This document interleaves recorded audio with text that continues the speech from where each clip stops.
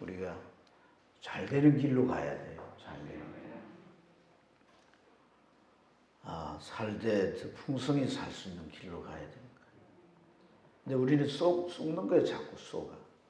누구 말에 속는 거예요? 딩동댕. 사단의 말에 속는 거예요. 그게 인간의 최초의 일이에요. 최초의 상황이에요. 창세기 3장에 선악과를 따먹지 말라고 하시는데 따먹으면 정령 죽으리라고 하시는데 사단은 뱀을 이용해서 어떻게 말합니까? 안 죽어. 그 말을 딱 믿어버렸어요. 우리는 세상에 살면서 육체가 건강하고 병들지 않고 사고를 안 당하니까 안 죽을 줄 알고 계속 사는 거예요. 죽음에 대한 생각이 없어요. 죽음을 생각해야 돼요. 아멘. 죽습니다. 아멘. 나는 한 80, 90, 요새 100세 시대니까 아무도 몰라요. 아무도 몰라요. 아멘. 하나님께서 내 생명을 반드시 지켜주시리라. 그건 하나님한테 물어봐야 돼요. 아멘. 죽습니다. 아멘. 네, 죽습니다. 안 죽는 사람이 없어요. 목사도 죽고요. 사모도 죽고요. 집사도 죽고. 아멘. 하나님이 부르시면 가야 돼요. 아멘. 그러면 어떻게 해야 돼요? 죽음 이후를 생각해야 돼요. 아멘. 우리의 영혼은 천국이냐 지옥이냐로 딱 나눠지게 되어 있어요. 알 수 있습니다. 그것도. 여러분. 안 믿는 사람 죽으면 귀신들이 데리고 왔다고 바람을 합니다. 아멘. 성도들이 죽을 때는 천사가 왔다고 말합니다. 아멘. 죽음의 모습의 결과는 평안합니다. 아멘. 네. 또 하나님 같이 된다 그래요. 선악을 따먹고. 누구 같이? 하나님 같이.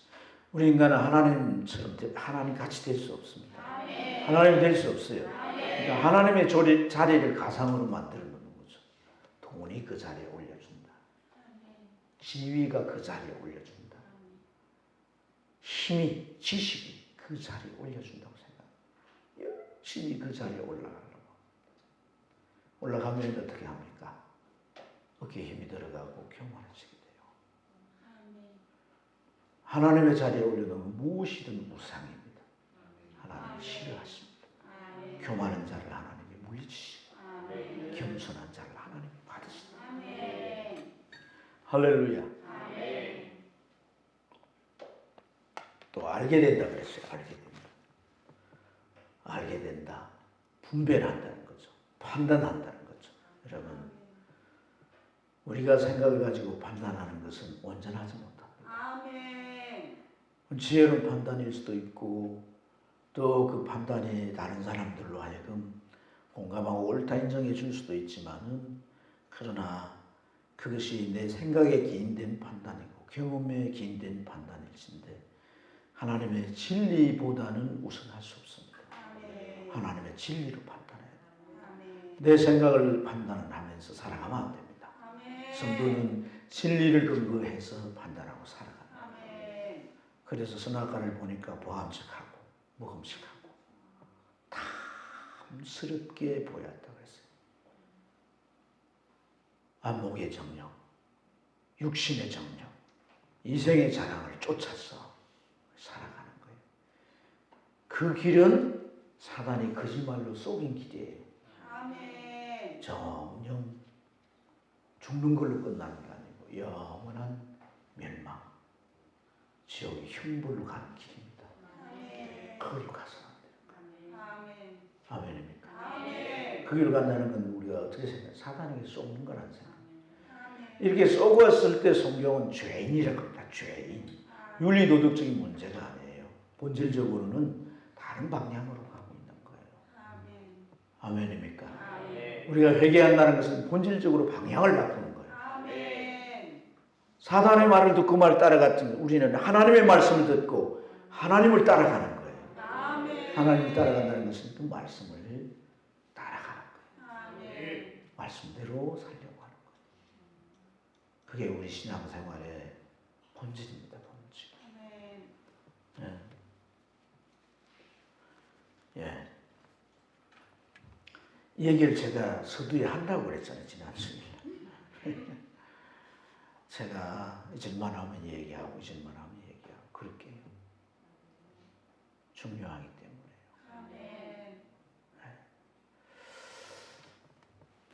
오늘 우리는 에스겔서를 읽었는데요. 37장 1절부터 13절까지. 이 에스겔이라고 하는 사람 선지자인데 이 사람 마음은 좀 착잡하고 좀 막막합니다. 마음이 너무나 답답해요. 그래서 선지자는 하나님 말씀을 증거하는 사람. 하나님 말씀은 하라 하지 말라는 거잖아요. 그죠? 그래서 말씀을 듣고 따르는 그런 이제 성도들의 모습이, 이스라엘 백성들의 모습이 그 사역에 기록합니다. 그런데 자신의 사역을 뒤돌아보면 이렇다 할 만한 성과가 없어요. 그는 하나님의 말씀을 전하는 데 있어서 남달리 전했어요. 다른 선지자들은 다르게 말씀을 전해요. 하나님 말씀은 그냥 말로만 전하는 게 아니고 상황을 극화해서 아주 극적으로 묘사합니다. 또 아주 실물적으로 말씀을 전합니다.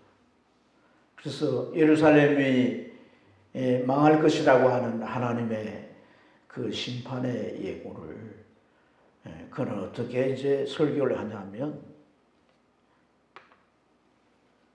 그냥 큰 도판 하나를 준비해가지고 성을 그려요. 성. 그리고 나무로 공성태를 만들어서 꽝 치는 거예요. 그럼 무너지는 거죠. 꽝 치는 거죠. 이렇게 그는 실물 설교를 하는 거예요. 또 자기 수염을 자르고 머리를 잘라가지고 성 안에서 3분의 1을 칼로 베버립니다. 성 바깥에서 또 칼로 베버립니다. 적이 쳐들어오면 우리가 이렇게 될 것이다. 배임을 받아 죽게 될 것이다. 그걸 지금 설교하는 거예요. 설교하는 거예요. 예루살렘이 멸망할 것이라고 하는 거죠. 그리고 설교를 하면서 그는 손뼉을 치면서 발을 구르면서 막 설교를 하는 거예요. 하나님의 심판이 기근과 원형과 전염병으로 임한다. 다급함을 알리기 위해서 그렇게 설교합니다. 그리고 포로의 형장, 포로의 차림을 해가지고 끌려가는 모습을 온 예루살렘 시민들이 보도록 그렇게 보입니다. 그리고 하나님께서 인분, 사람 똥을 먹으라고 하는데 똥 먹기가 힘들어 하니까 소똥으로 하자. 이렇게 하나님을 언론해가지고 소똥을 바꾸어서 구워서 그걸 먹습니다. 그건 뭘 말하냐면 잡혀서 포로로 간 그곳에서 너희가 부정한 음식을 먹게 될 것이다. 이 설교를 듣고 있는 이스라엘 백성들은 예루살렘이 결코 망하지 않을 것이라고 절대까지 믿고 있습니다. 왜? 하나님의 성전이 여기에 있고 하나님이 여기에 임재 있는데 어디 이방인들이 창칼을 들고 와서 이것을 무너뜨린단 말이에요. 절대 그런 일이 없다. 벌써 2차 침략을 당해가지고 많은 사람들이 끌려갔는데도 이 예루살렘만은 망하지 않게 될 것이고 끌려간 사람은 다시 돌아올 것이라고 그렇게 굳게 믿고 있는 거예요. 그러나 하나님의 종인 이 에스겔은 망한다는 겁니다. 패망한다는 겁니다. 예루살렘 성이 무너진다는 겁니다. 못 믿으니까 이게 실물적으로 설교를 하는 거예요. 하나님께서 이 에스겔의 아내를 데려가셨어요. 그러면서 에스겔에게 그렇게 말합니다. 네 아내가 죽는 날, 이 예루살렘 망하는 날이다. 그리고 네 아내가 죽으면 절대로 애국하지 마라. 그 아내가 죽었는데 안 우니까 왜 안 우느냐고. 아내를 안 사랑하냐고. 이게 바로 징조입니다. 내 아내는 예루살렘을 상징하는데 이 예루살렘이 망할 것에 대해서 하나님이 이렇게 말씀하셨고 이대로 된 겁니다. 그래서 마지막 세 번째, 바벨론의 침략에 와서 예루살렘이 무너질 때까지 그들은 이 하나님의 정의의 말씀을 이렇게 전하는 설교를 믿지 않았다. 그럼 계속해서 하나님 말씀을 전해야 됐습니다. 바벨론 땅에 살고 있는 이스라엘 백성들 향해서 하나님 말씀을 전합니다. 하나님은 세상의 주관자시야. 너희만 주관하시는 하나님이 아니라 세상 만국을 주관하시는 분이시야. 그래서 너희들이 지금 바로 바벨론에 이렇게 온 것은 너희가 우상 숭배하고 하나님 말씀을 거스려 행한 것에 대한 징벌이야. 근데 너희만이 아니라 주변의 모든 나라들도 하나님께서 그들의 죄로 심판하신다. 암몬을 위시해서 모압과 세일과 두로, 이스라엘 우상 바알신을 퍼뜨린 시돈, 그리고 애굽과 늘 잡아온 이 바벨론까지 하나님이 심판하실 거야. 그러나 하나님은 너희가 하나님의 백성들이기 때문에 다시 바벨론으로 돌아가게 하실 것이다. 이렇게 전하지만은 그들은 다시 고국으로 되돌아갈 것이라고 하는 이 귀환에 대한 소망을 아예 갖지 않습니다.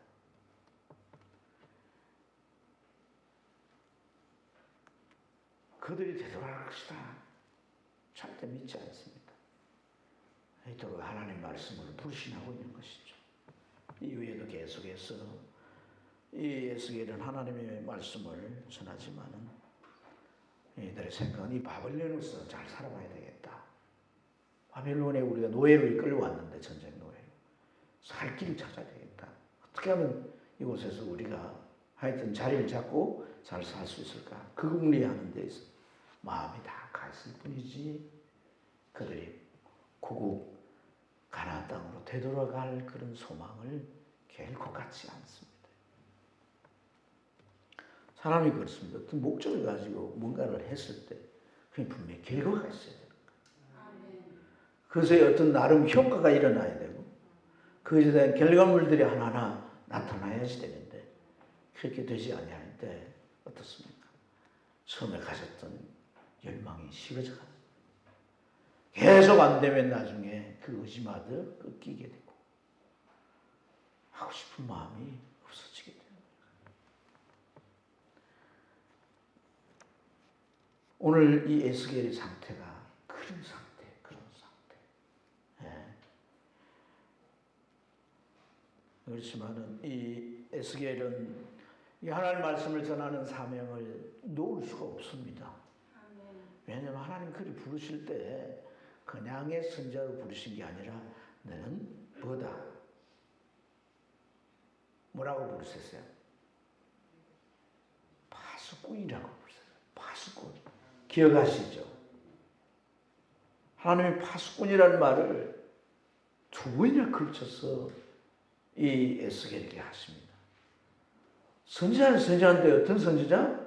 파수꾼의 선지. 파수꾼의 선지자라는 건, 자, 이리 보세요. 청년들 이리 보세요. 파수꾼의 선지자라고 하는 건 뭐냐? 파수꾼은 저기 오나 안 오나 시키는 관찰력을 파수꾼에 그러잖아요. 그렇죠? 파수꾼은 그렇게 저기 오면 나팔을 불거나 해서 성 안에 있는 사람들에게 알려가지고 대피하도록 해야 된단 말이에요. 그래서 네, 저기 오는데 알리지 않으면 결국은 성이 무너지고 그 성 안에 있는 백성들은 저게 칼로 죽는단 말이에요. 그렇게 될 때 그들의 핏값을 이 파수꾼에 찾는다는 거예요. 하나님 말씀을 전해서 이들이 하나님의 말씀을 따라 살 길을 찾도록 해야 되는데 네가 전하지 아니하면 너는 그 네게 주어진 그 파수꾼과 같은 책무를 이행하지 않았기 때문에 이들의 멸망에 대한 결과를 네한테 묻겠다는 거예요. 그러니까 그 이러지도 못하고 저러지도 못합니다. 그런데 현실적으로 이제 이 이스라엘 백성들은 하나님 말씀을 들어요, 안 들어요? 안 듣습니다. 그래서 에스겔서를 보세요. 많은 부분에서 따라합시다. 듣든지 안 듣든지 너는 전해라. 전해라. 듣든지 안 듣든지 너는 전해라. 그게 파수꾼의 몫이다. 네. 듣든지 안 듣든지. 말씀 시간에 자리에 앉았지만 딴 생각으로 가득 채워서 당신의 말 설교는 안 들려요. 이렇게 할지라도 전해라. 너는 전해라. 너를 전하는 자로 세웠기 때문에 너는 전해야 돼. 네가 전하지 않아서 저 영혼이 멸망의 길로 가더라. 저 영혼이 결국 구원받지 못한다는 책임이 네게 있어. 그러니까 빠짐없이 전해야 돼. 내가 네게 전하는 모든 말을 다 전해. 저 사람이 불편해하든 저 사람이 힘들어하든 듣기 싫어하든 고기를 내줬든 자리를 박차고를 가든 너는 전해야 되는 거야. 가서 전해. 계속 전하라고.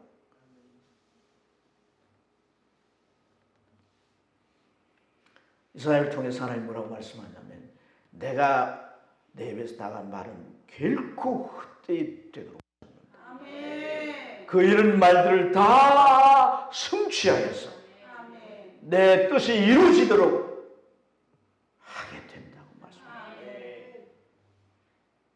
하나님 말씀을 그토록 전하고 보여주고 그렇게 다 알아듣도록 하지만은 그 마음을 빗장을 잠그고 받아들이지 않고 듣지 그렇게 하지만 결국 그 말씀이 이루어질 때면 하나님에게 그곳에 네 곁에 세운 선지자가 있었구나 걸 알게 될 것이고 하나님의 말씀이 진짜 이루어질 때 하나님의 여호와인 줄을 알게 될 거예요.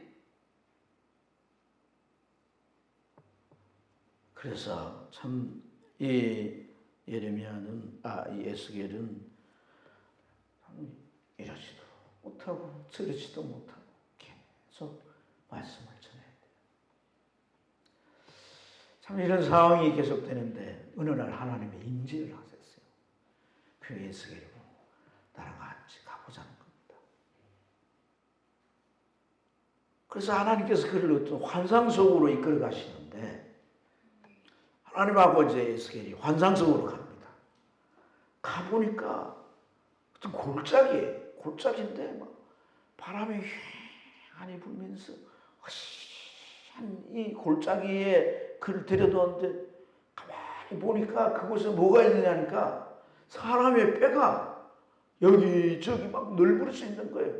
이게 작은 게 아니라 수많은 뼈들이 막 쌓여져 있고 흩어져 있고 막 이렇게 돼 있는 겁니다. 죽음의 골짜기인 거죠. 죽음의 골짜기. 그 골짜기로 하나님이 그를 다 이렇게 이끌어 놓으시고 그래서 아유 하나님이 왜 나를 이 죽음이 있는 이 골짜기로 이끌어서 하나님께서 뭘 알게 하시려고 나를 이곳에 이끌고 싶지? 아주 궁금해하는 그러한 찰나에 하나님께서 크게 말씀합니다. 인자야 이 뼈들이 능히 살겠느냐 이렇게 하나님 말씀하십니다. 아니 이게 가능한 일입니까? 사람 금방 죽은 것도 아니고 이미 죽고도 그 모든 피부나 살은 다 썩고 없어지고 뼈도 제 위치에 남아있지 않아요. 막 바람에 이리저리 다 흩어져 가지고 쌓여져 있고 이런 상황이에요. 그래도 어떻게 산단 말이에요. 그래서 정말 대답할 수 없는 질문이 올 때는 그 질문과 답을 되돌려야 되는 거예요. 주께서 아시나이다. 주께서 아시나이다.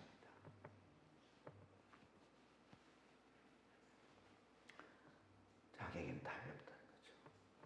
내가 해봤지 않습니까? 아무리 전해도 믿지 않는 거예요. 내 아내가 죽은 이 사건을 두고 이게 하나님의 징조라고 해도 그래서 하나님 말씀이 이루어졌다는 어지간하면 믿어야지. 믿지 않는 걸요. 주께서 아십니다. 나는 몰라요. 되게 답이 있지 않습니다. 그럴 때 하나님께서 예레미야에게 이렇게 해보라는 거예요. 이 뼈들을 향해서 네가 내 말을 하라고 대언하는 거예요.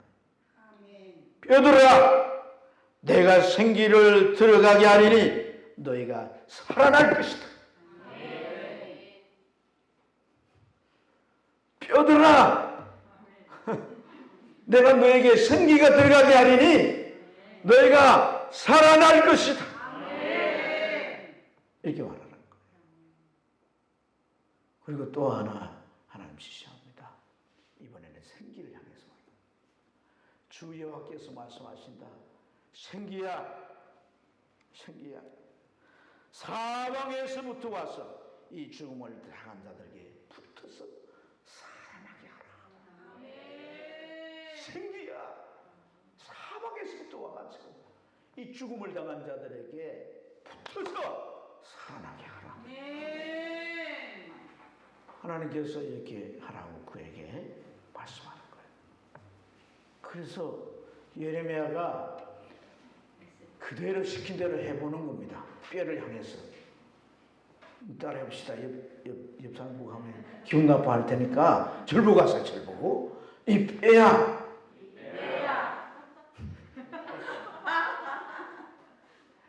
네 안에 생기가 들어가면 네가 살아나리라. 그렇게 했더니요. 어떤 일이 일어나냐면요.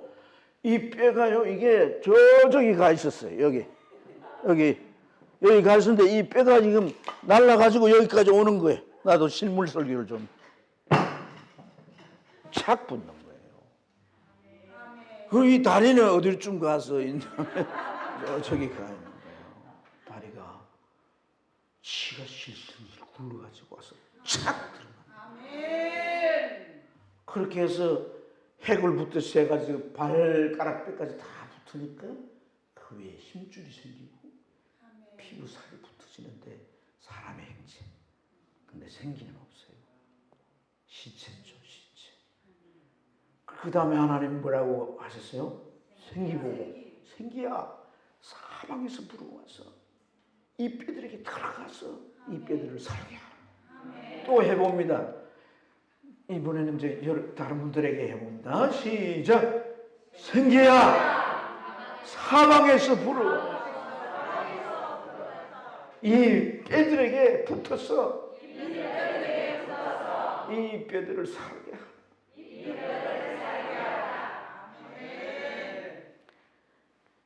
그랬더니 말이죠. 이 뼈들이 마른 뼈들이 살아나기 시작하는데요. 살아나면 어떻습니까? 눈이 떠가지고 눈동자가 움직이고, 그죠? 팔다리가 움직이는 거죠. 호흡을 하잖아요. 이렇게 살아나는데 그 모습은 하나님의 군대 같더라는 거예요. 이러한 놀라운 체험 이후에 하나님께서 예레미야에게 말합니다. 이 뼈들은 이스라엘 백성들이다. 바벨론 땅에서 이 무덤과 같은 바벨론 땅에서 점점 이렇게 뼈가 되어가고 있다. 생기의 바람이 불며 이들이 살아날 수 있다. 생기의 바람이 불며 막막하고 참담함에 처해있던 이 에스겔에게 하나님은 다시 살아나는 놀라운 환상을 보여줬어요. 이런 다른 말로 말해서 회복의 비전입니다. 회복의 비전. 하나님에 대한 소망을 다시 갖게 하는 놀라운 은혜인 줄 믿습니다. 그래서 하나님께서 말이죠. 여러분 생각해 보십시다. 이제 이렇게 되면 이 이스라엘 백성들이 회복되고 살아날 것을 말씀으로 해도 되잖아요. 그렇죠? 말씀으로 그냥 이렇게 설명해 주면 되잖아요. 당장 될 것도 아니고. 그런데 에스겔에게 이것을 해보게 했다는 겁니다. 직접 해보게 했다는 겁니다. 환상 중이지만 그것을 해보게 하셨잖아요. 그 뭘 의미합니까? 사람에게 답이 없고 사람은 불가능하지만 하나님에게 답이 있다. 그 답은 생기의 바람이다. 생기의 바람, 생기의 바람. 아무리 실물로 증거하고 아무리 상황극을 하고 그리고 이 자기 아내까지 죽는 상황까지 증거로 제시했지만 도무지 믿지 않고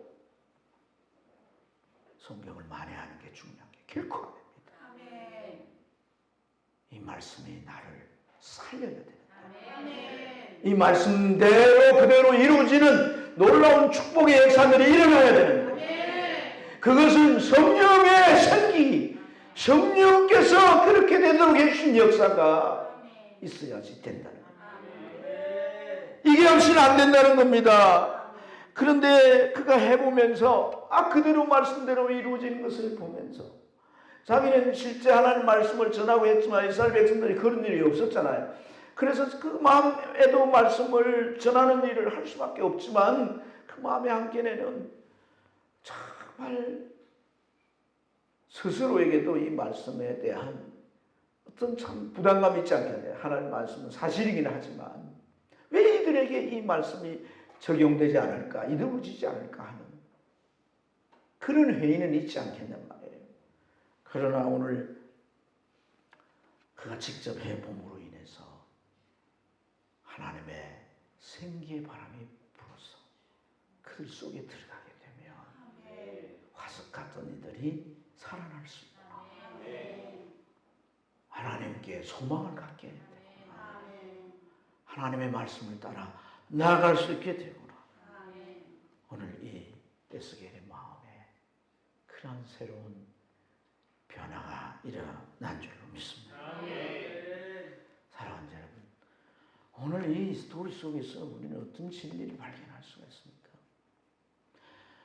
이스라엘 백성을 향하여서 뼈더라 그랬는데, 뼈는 죽은 사람이 무덤 속에 시간이 오래가면 남는 게 뼈가 아닙니까? 그러나 실제 이스라엘 백성들은 뭐예요? 뼈예요. 살아있는 사람들이에요. 살아있는 사람들이에요. 그런데 뼈라고 말합니다. 뼈라고. 마른 뼈라고 하는 거예요. 하나님의 시각과 인간의 시각이 다르다는 겁니다. 나는 멀쩡히 육체가 살아있고 뭐 밥 잘 먹고 화장실 잘 가고 뭐 어디든 활동하고 다니고 삽니다.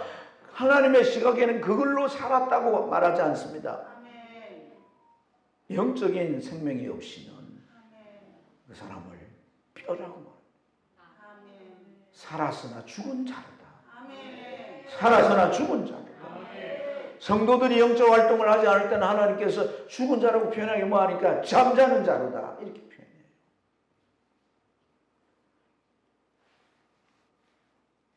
요한계시록 3장 1절에 사도교회를 향해서 이렇게 말합니다.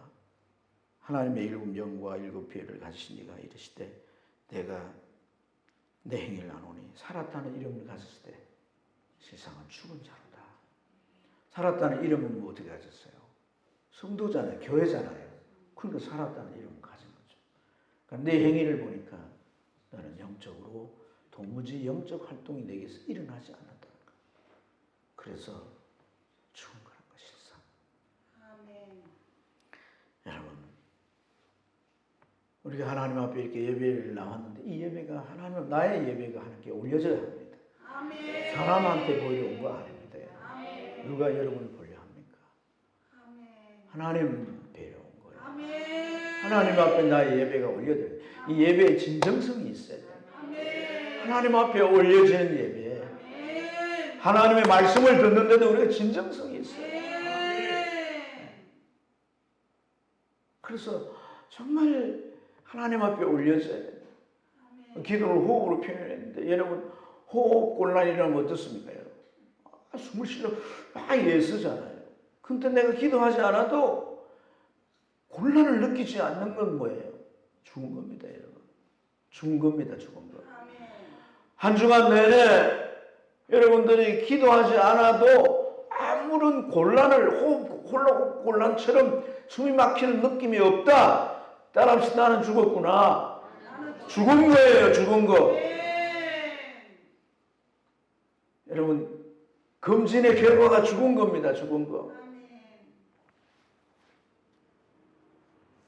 기도를 좀 했다가 말았다가 이건 숨을 쉬었다가 숨을 참았는데 죽을 뻔하니까 또 숨을 쉬고 이러는 겁니다, 이게. 그래서 기도를 쉬지 마라 그러잖아요. 개인이든 교회든 성령의 역사가 없이는 죽은 겁니다. 아멘. 11절에서 하나님은 이스라엘 백성들을 설명하잖아요. 이 뼈들은 이스라엘 족속이라. 이들이 우리 뼈들 말랐고 우리의 소망은 없었고 우리는 다 멸절되었다. 이게 이제 뼈가 말랐다는 말이 파멸되었다는 뜻입니다. 파멸되니까 결국 사람의 육체가 파멸되니까 뼈가 나중에 많은 뼈가 됩니다. 근데 이제 아래에 멸절되었다는 말과 동일합니다. 이 멸절되었다는 말, 배임을 당하고 연속적인 의미인 거죠. 생명이 베어져 버린 시간이 가니까 말라버리는 거죠. 멸절되는 거죠. 끝났다는 겁니다. 끝났다. 그러니까 소망을 가질 수 있을까요? 없을까요? 소망을 가질 수가 없는 거죠. 그러니까 어떻게 삽니까? 어떻게 사느냐? 33장을 보면 하나님께서 이스라엘 백성들을 보신 그 소감을 하나님께서 에스겔에게 이렇게 말씀해요. 네가 나의 말을 전하지 않느냐? 너는 아주 탑 설교자야. 그래서 사람들이 안식일이 되면 네 설교를 들으려고 한 장소에 모여. 근데 사람들이 자기 집 문을 열고 나올 때 이제 335 이제 같이 가게 되면 담벼락 곁에 서서 이렇게 말해요. 가세. 오늘 하나님께서 어떤 말씀을 우리에게 들려주는지 한번 들어보세요. 하면서 온다는 거예요. 와가지고 다 듣고는 뭐라고 말하냐면 사랑의 말씀입니다. 노래 같은 말씀이군요. 하면서 간다는 거예요. 가수는 그 사랑의 말씀, 노래 같은 말씀을 한마디도 실천하지 않는다는 겁니다. 왜 실천하지 않느냐? 그들은 마음에 생각하는 자기 이익을 따라 행함이라. 자기 이익이 뭐예요? 바벨론 땅에 살아남는 거예요. 잘 사는 거예요. 그 생각밖에 없지. 가나안으로 돌아가야 된다는 하나님의 말씀, 돌아갈 수 있다는 소망, 그에 대한 관심 없다. 오늘 이러한 상황을 우리는 우리 자신에게 잘 비추어봐야 합니다. 우리가 한 주간 생활하면서 이 세상에 어떻게 하면 잘 살까? 더 많이 가지고 누리며 살까? 이 생각으로 가득 차 있지. 주중에 전한 하나님의 말씀을 내가 기억하고 그 말씀을 한 번쯤이라도 생각하고 기도하면서 살려고 한 적이 과연 있다고 믿습니다. 저는. 네. 그러지 않아요. 그래야 되지 않겠나?